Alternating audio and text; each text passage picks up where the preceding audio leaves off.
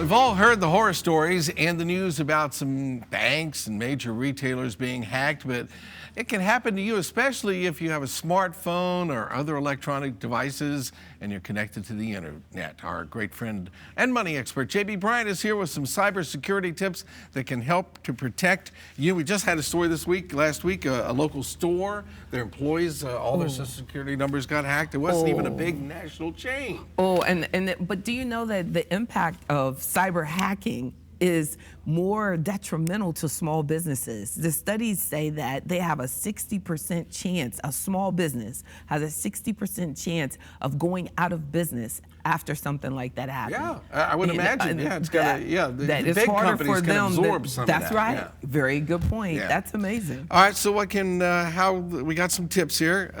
How much financial information should we share on the internet? None?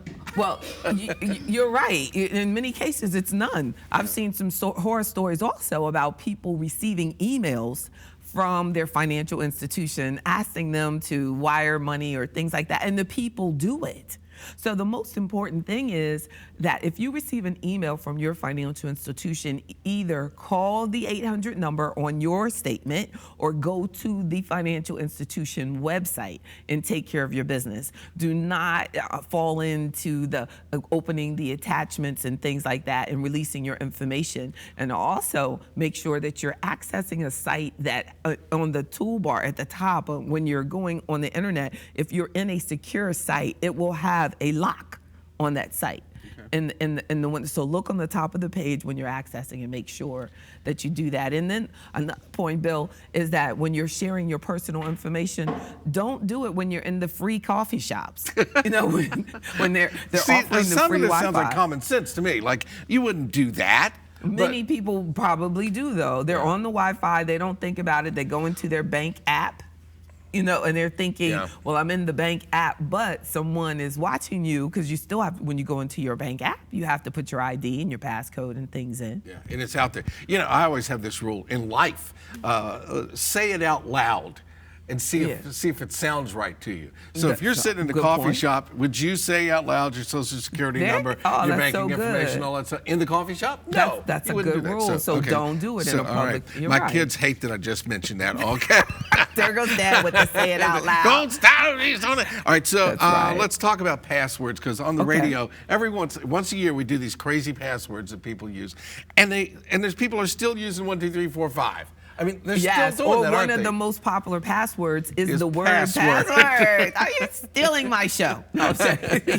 But that was unbelievable to think about that. So one strategy would be, if you're going to use password, maybe use the number that correlates to P on the keyboard. Like P might be an 8, then do 8, A, S might be a 7, and change them into numbers from the letters, and then do the number, and then do a lowercase. Just do your dog's S, name. There's actually apps that can help you choose very secure passwords, but those apps might go out to like 15 digits. So how would you? That's the challenge of if you write down the password somewhere so that you remember this very safe password, where is the safe place to have it? So if you do where you're using I want to go to Virginia Beach, and you take just the first letter from that phrase, or I was born in, and just use the first letter and do the numbers, it might be a better chance of you actually remembering it without having to write it down. All right, I'm going to learn something here.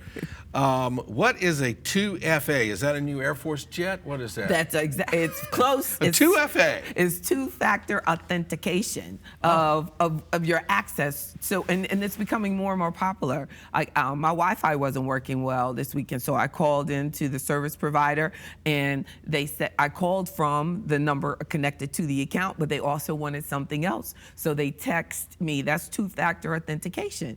They text to my cell phone a code for me to give them to make sure it was me. Right. When I access client accounts, I have that in my business. So we where a text is sent to me to make sure that it is actually me accessing my accounts. So, Okay, yeah. what's new on the horizon? Because it's always changing. I heard one the other day about your phone would recognize your face.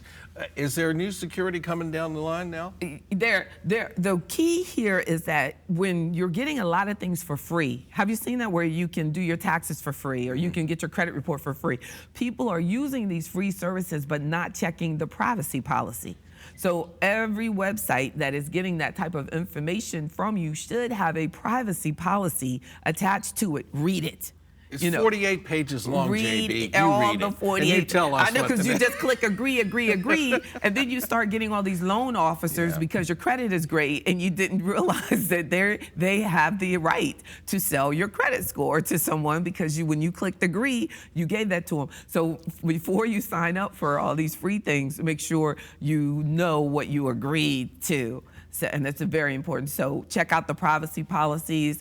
Check out using passcodes using the 2FA. So if you see that, know it's two-factor authentication.